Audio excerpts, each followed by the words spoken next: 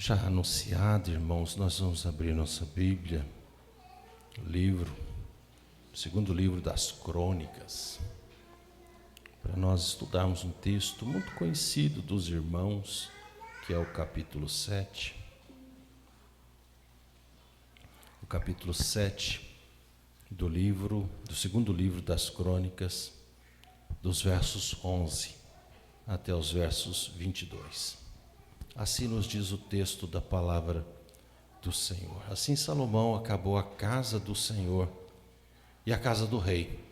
Tudo quanto Salomão intentou fazer na casa do Senhor e na sua casa, prosperamente o efetuou. De noite apareceu o Senhor a Salomão e lhe disse: ouvi a tua oração e escolhi para mim este lugar para a casa do sacrifício. Se eu cerrar os céus de modo que não haja chuva, ou se ordenar os gafanhotos que consumam a terra, ou se enviar a peste entre o meu povo, se o meu povo, que se chama pelo meu nome, se humilhar e orar e me buscar e se converter dos seus maus caminhos, então eu ouvirei dos céus, perdoarei os seus pecados e sararei a sua terra. Estarão abertos meus olhos e atentos meus ouvidos à oração que se fizer neste lugar, porque escolhi e santifiquei esta casa para que nela esteja o meu nome perpetuamente. Nela estarão fixos meus olhos e o meu coração todos os dias. Quanto a ti, se andares diante de mim, como andou Davi teu pai, e fizeres segundo tudo quanto te ordenei, e guardar os meus estatutos e os meus juízos, também confirmarei o trono do teu reino, segundo a aliança que fiz com Davi, teu pai, dizendo: não te faltará sucessor que domine em Israel.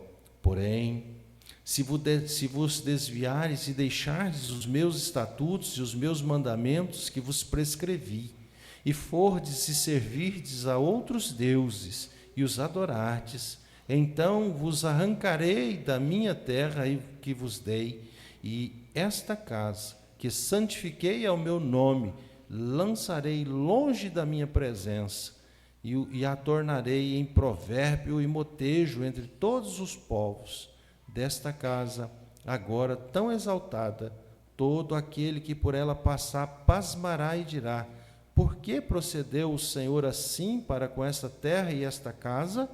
Responder-se-lhe-á: porque deixaram o Senhor, o Deus de seus pais, que os tirou da terra do Egito, e se apegaram a outros deuses, e os adoraram e os serviram. Por isso trouxe sobre eles todo esse mal.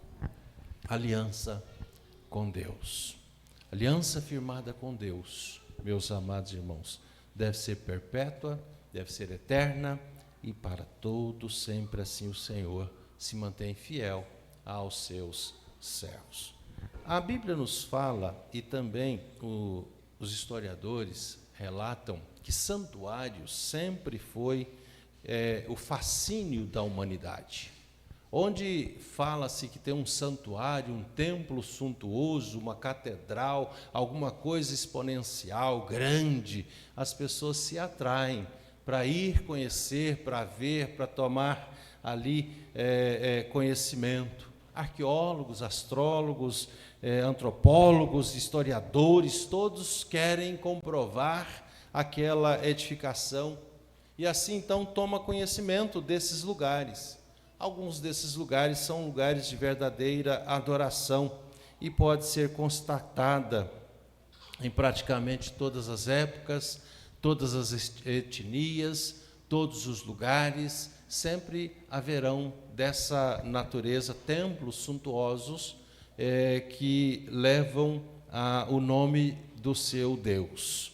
Isso então, meus amados irmãos, aponta primeiramente para o nosso vínculo, aponta para a nossa história, ou também para a ausência dela, né? O nosso vínculo com Deus, ou nossa ausência de vínculo com Deus. Diversas ciências tentam fornecer, então, algumas explicações naturalistas a esse vínculo que as pessoas criam com visitações de santuários, ou com frequência ir a uma determinada igreja. A Bíblia, porém, nos ensina que nós somos religiosos por natureza, que nós somos religiosos porque fomos criados por Deus. Gênesis, no capítulo 1, no verso 26 e 27, diz que foi Deus que nos criou, e já criou dentro de nós esse instinto, já criou dentro de nós esse desejo da religião. Há dentro de cada um de nós a semente, e essa semente, então, ela vai brotar em algum momento da nossa vida, de modo que tudo que nós fizermos na nossa vida vai refletir o nosso Criador, vai refletir sobre as obras daquele que nos criou. Em todo tempo, meus amados irmãos, nós vamos buscar, ou nós vamos rejeitar o nosso Criador. Há aqueles que buscam veementemente, há aqueles que buscam com intensidade, há aqueles que buscam de forma sincera, de todo o seu coração, com toda a sua força, com toda a força da sua alma. Mas há também aqueles que viram as costas, aqueles que realmente não se submetem ao Senhor. Mas, de qualquer forma, diz a palavra de Deus que eles vão se submeter a ídolos, e isso é abominável ao Senhor, como nós olhamos para o último verso desse texto. Responder-se-lhe-á, porque deixaram o Senhor, o Deus de seus pais, que os criou, que os tirou da terra do Egito, e se apegaram a outros deuses. Deus, meus amados irmãos, tem ojeriza para pessoas que não o adoram, para pessoas que o renegam, para pessoas que se distanciam dele, para pessoas que não o buscam. Portanto, o texto da nossa meditação diz que os que o buscam encontram e serão achados, ou seja, ele se faz achar, diz o Senhor, e só ele pode dar vida, meus amados irmãos, àquele que o buscam. Mas aqueles que os rejeitam, aquele que rejeita Deus, Deus vai os submeter a situações vexamosas, como nos diz o texto. Não vai sobrar absolutamente nada, porque ele diz assim: se eu ordenar os céus de modo que não haja chuva, e se ordenar os gafanhotos que consuma a terra, mas, todavia, porém, entretanto, se me buscares de todo o coração, eu vou atender a oração que se fizer neste lugar. E se não me buscar? Vão perecer nos seus sofrimentos. Portanto, meus amados irmãos, nós vamos aprender nesse texto que existe um lugar para nós buscarmos o Senhor. Esse é o nosso primeiro ensino dessa noite. O texto chama a nossa atenção quando o Senhor disse a Salomão assim no verso 11 e 12, e assim diz o texto: assim Salomão acabou a casa. Você está acompanhando comigo? Assim Salomão acabou a casa do Senhor e a casa do rei. Tudo quanto Salomão intentou fazer na casa do Senhor e na sua casa, prosperamente o efetuou. De noite apareceu o Senhor a Salomão e lhe disse: ouvi a tua oração e escolhi para mim este lugar para a casa do sacrifício. Você está numa casa escolhida, separada e abençoada por Deus, para você oferecer sacrifícios agradáveis a Deus. Qual é o sacrifício que nós devemos oferecer a Deus? Diz-nos a palavra de Deus que sacrifício agradável a Deus é um coração contrito e um coração compungido. Esse Deus nunca vai desprezar. Assim então, meus amados irmãos, templo ou santuário remete-nos então à ideia de um lugar de adoração. A pergunta é: onde Deus deve ser realmente adorado? Assim então, o diálogo entre Jesus Cristo e a mulher samaritana revela uma tensão entre o templo e o lugar da verdadeira adoração ao Senhor. Ao reconhecer então o ofício profético do Senhor Jesus Cristo, aquela mulher então lhe perguntou: Mestre, Senhor, é correto buscar a Deus em Jerusalém ou no Monte Gerizim? Assim então, meus amados irmãos, João no capítulo 4, os versos 19 e 20, tem esse relato, mas a resposta de Jesus foi categórica para aquela mulher, que lhes respondeu assim: nem neste lugar e nem em nenhum outro lugar especificamente. O Redentor então afirmou, meus amados irmãos, que aqueles samaritanos adoravam o que eles não conheciam, e isso indica que, por melhores que fossem as suas intenções, por melhor que fossem a sua liturgia, por melhor que fossem o seu culto a Deus, ele está dizendo que Deus não daria a conhecer, que Deus não aceitaria o seu culto, porque o seu culto não está sendo prestado de todo o seu coração. Culto aceitável a Deus tem que ser prestado de todo o coração. Não é o lugar especificamente, mas é o coração do adorador que Deus aceita.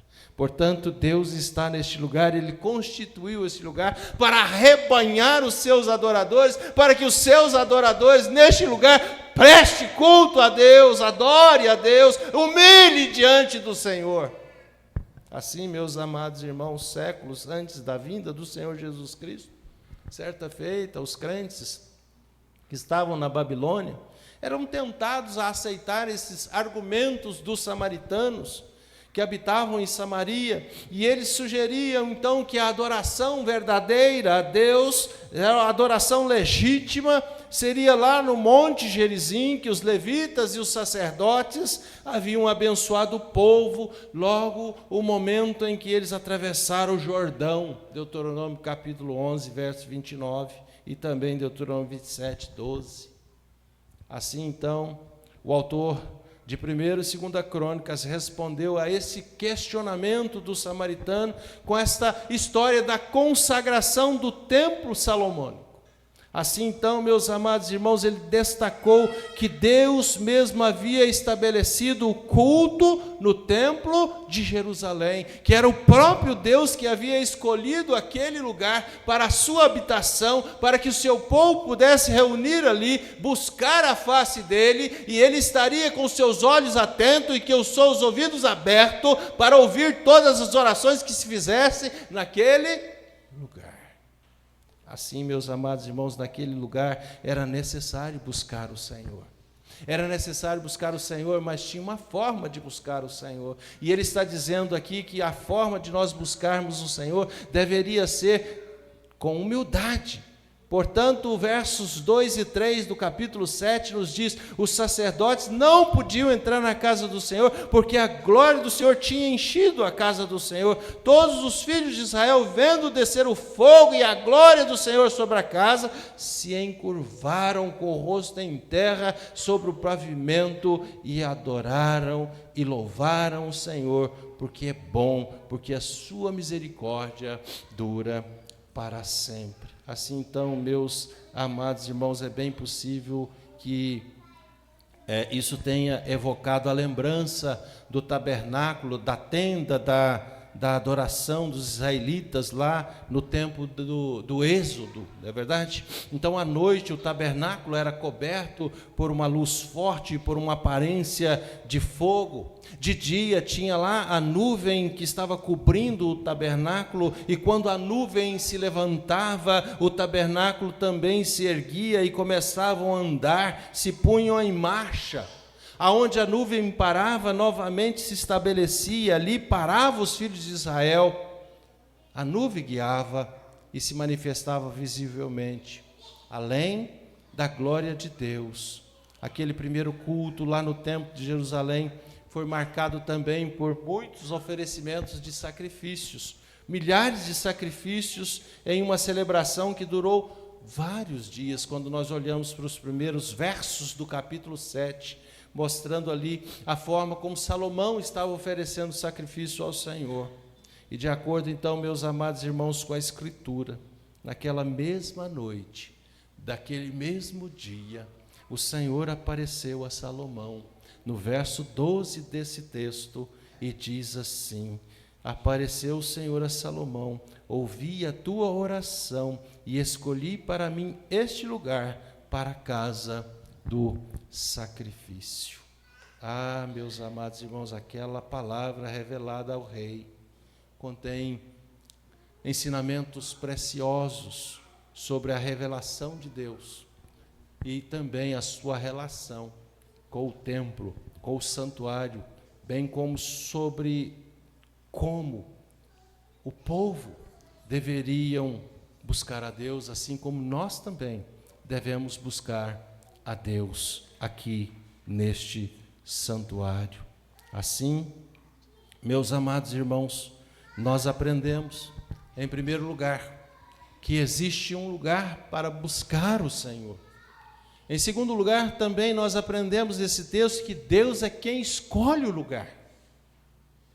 E quando Deus escolhe esse lugar, Ele mesmo diz o que é para ser feito naquele lugar que Ele escolheu. O sacrifício, casa do sacrifício. E nós aprendemos que tanto Davi, assim também quanto Judá, esses foram objetos da eleição de Deus. Agora o lugar, meus amados irmãos, da adoração havia sido divinamente estabelecido. As inclinações de Davi, do seu coração e do coração de Salomão, antes de construir o templo, já havia sido manifestada, e Deus então, em um decreto celestial, em uma promessa antiga lá de Deuteronômio capítulo 12, dá as ordens para a construção do templo. Aqui nós encontramos um contraste entre os pontos de vista naturalista e bíblico. A Bíblia nos ensina que tanto o tabernáculo quanto o templo de Jerusalém foram edificados por mandato de Deus.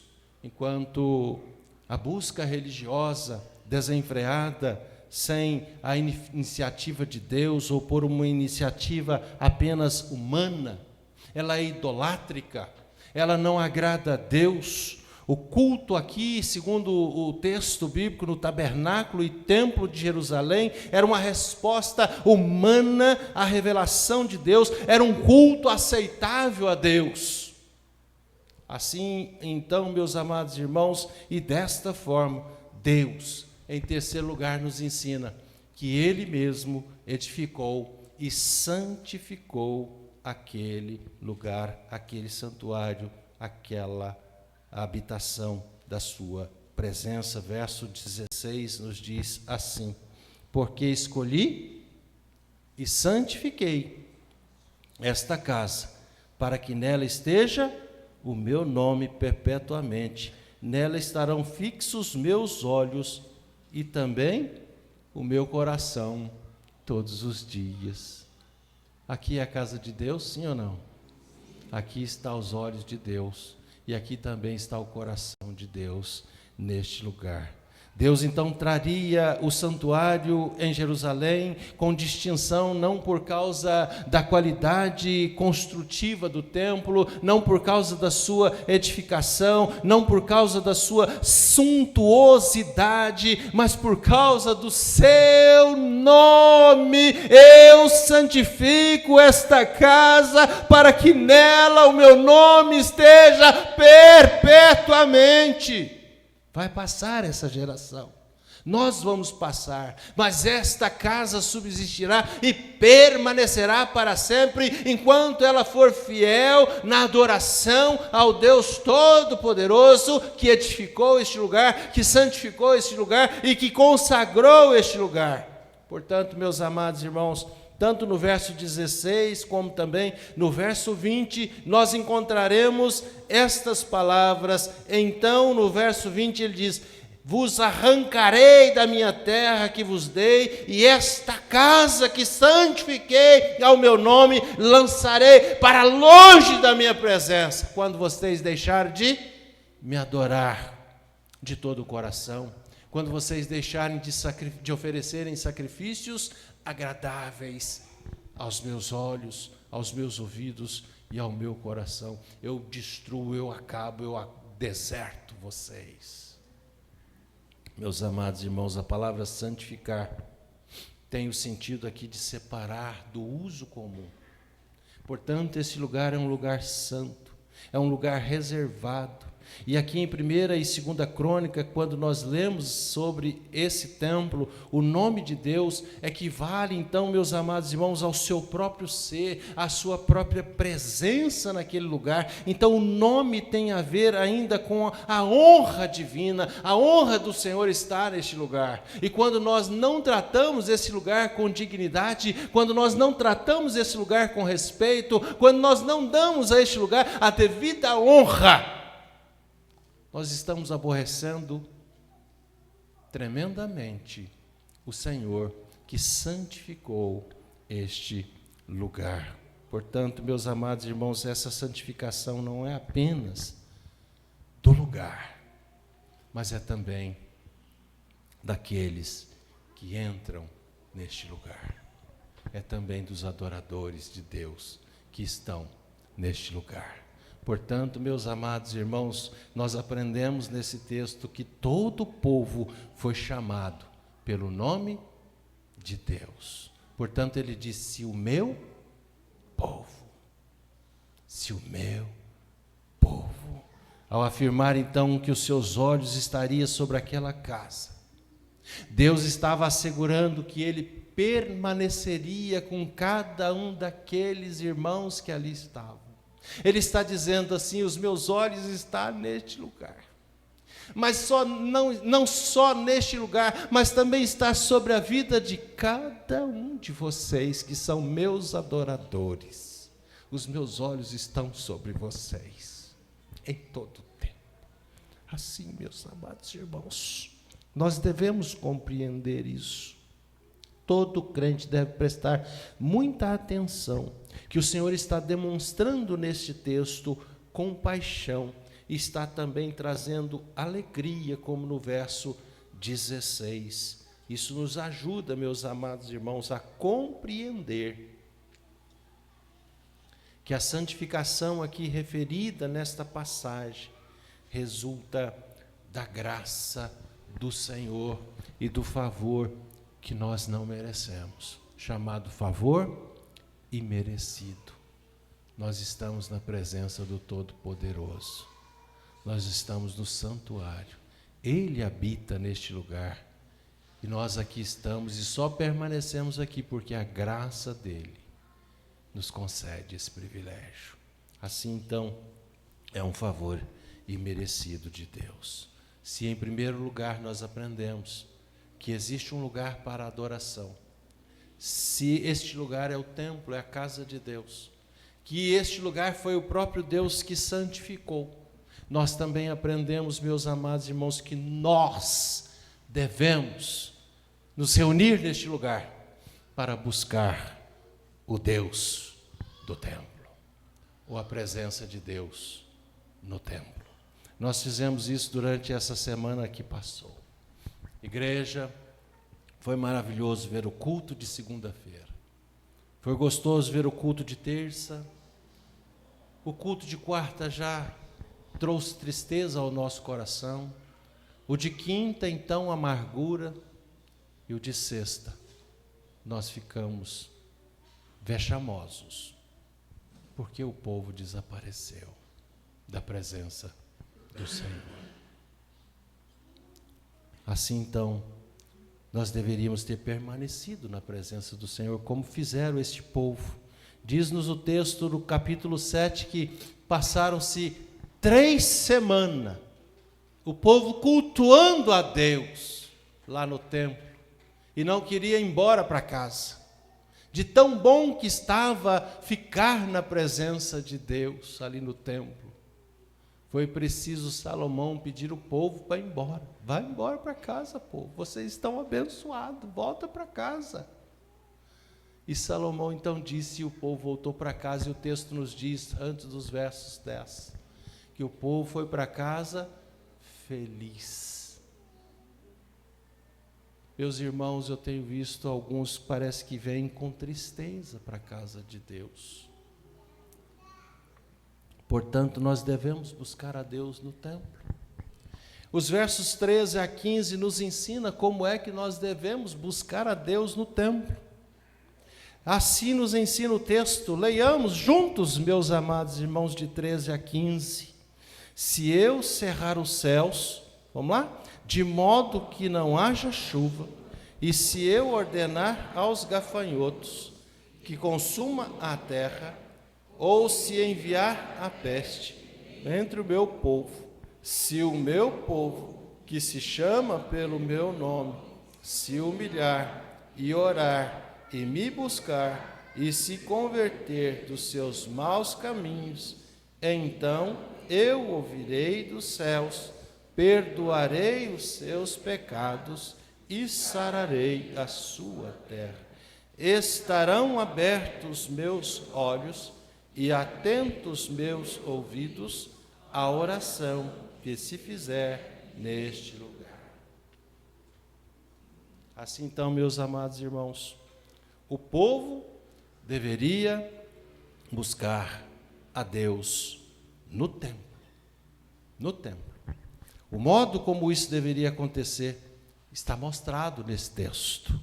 E então era de responsabilidade de todo o povo, mas também de toda a autoridade da igreja, de todas as autoridades, o rei, os sacerdotes, os levitas, todos. Assim, então, é possível nós enxergarmos, meus amados irmãos, na passagem, aquilo que um grande estudioso chamou para nós de 4 fases da forma como nós devemos buscar o Senhor. A primeira forma, meus amados irmãos, que esse texto nos ensina de como nós devemos buscar ao Senhor, é nos humilhando na presença do Senhor, quando Ele então diz: se o meu povo que se chama pelo meu nome verso 14, se o meu povo que se chama pelo meu nome Então essa é a primeira forma como nós devemos buscar o Senhor.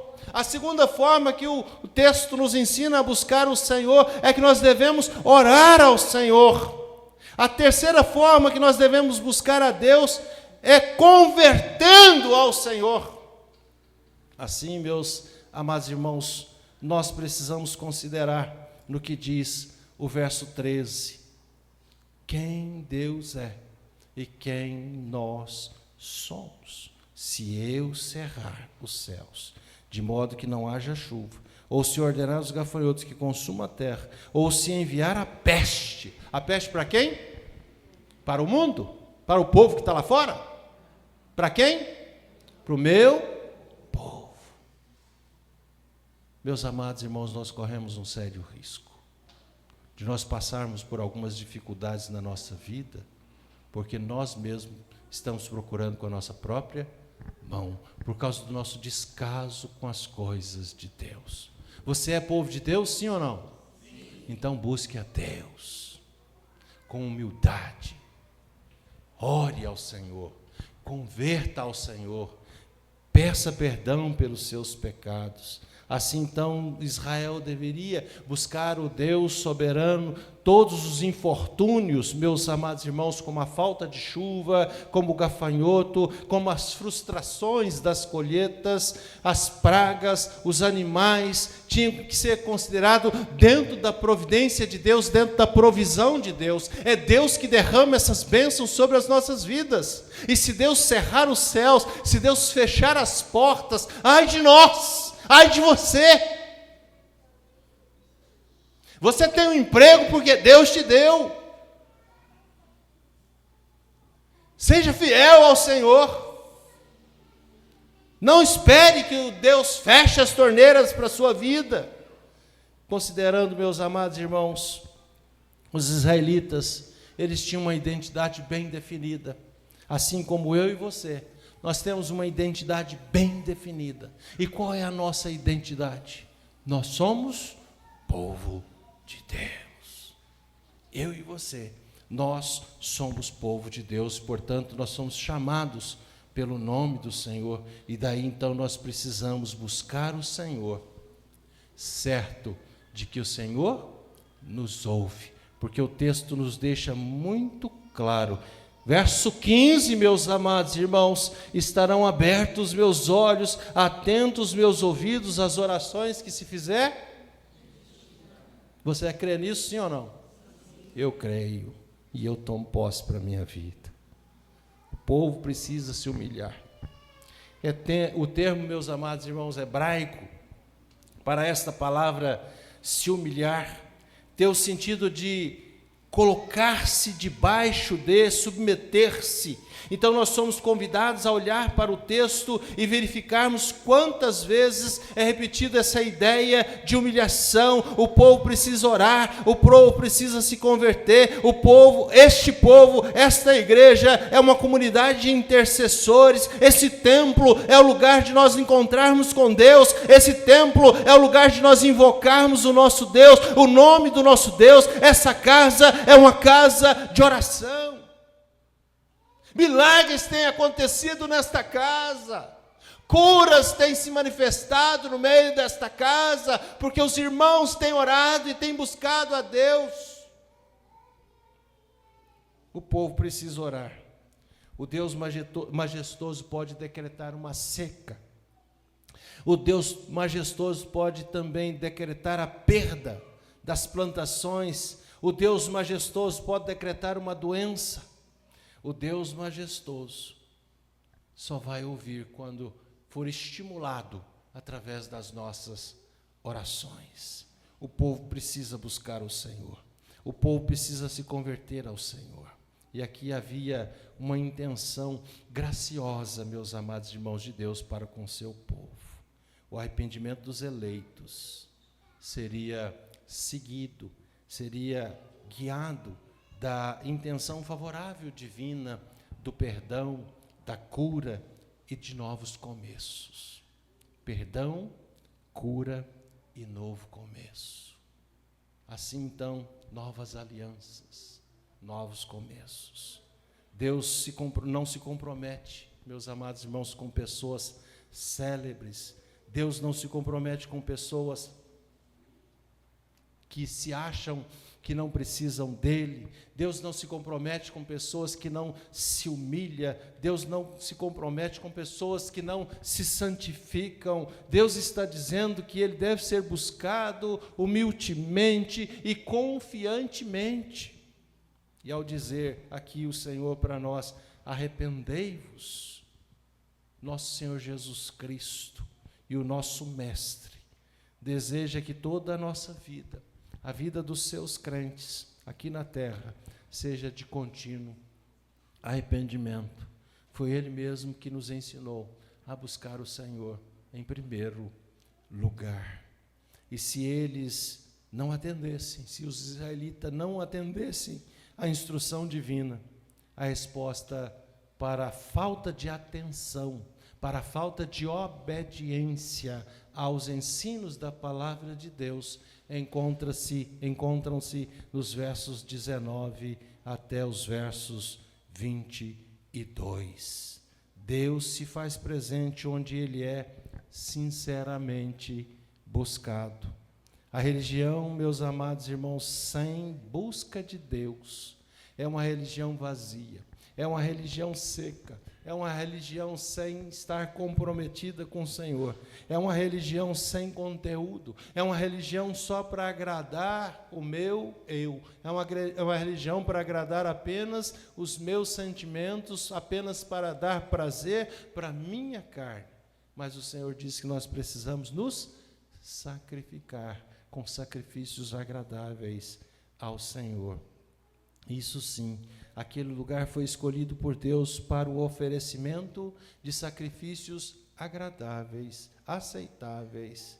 Esse templo é o templo de Deus para Deus. É o templo que Deus escolheu para ser buscado. E esse templo nunca terá fim, meus amados irmãos.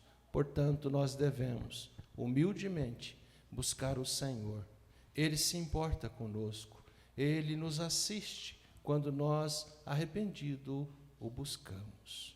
A adoração, hoje, também, só pode ser prestada por alguém que escolhe o lugar divinamente, como este lugar, onde nós estamos, e também um outro lugar muito especial de adoração, onde Deus habita, é o coração dos seus adoradores. Portanto, nós sabemos que nós não podemos eliminar a necessidade de santificar o lugar para nós cultuarmos a Deus, para de forma litúrgica nós comparecermos na presença do Senhor. Mas esse lugar não pode se tornar o centro, esse lugar não pode se tornar o amuleto para nós buscarmos a Deus. O Deus vivo deve ser buscado, o Deus vivo deve ser servido, o Deus vivo deve ser adorado pelo seu povo, em todos os lugares, o seu povo redimido, o seu povo santo, o seu povo amado, que os olhos do Senhor estão em todos os lugares, contemplando as nossas atitudes, contemplando os homens bons, contemplando os homens maus. Os olhos do Senhor é que nos guarda, os olhos do Senhor é que nos protege. Portanto, nós devemos santificar a nossa vida, porque é na nossa vida que Deus habita. Deus habita em nossos corações, todos os dias da nossa vida. Aqui Ele está conosco, mas onde nós estivermos, Ele está em nosso coração. Que Deus nos abençoe, nos ajude e fortaleça a nossa fé, para sentir sempre a presença dEle conosco. Cantemos o hino 392, Vida Vitoriosa.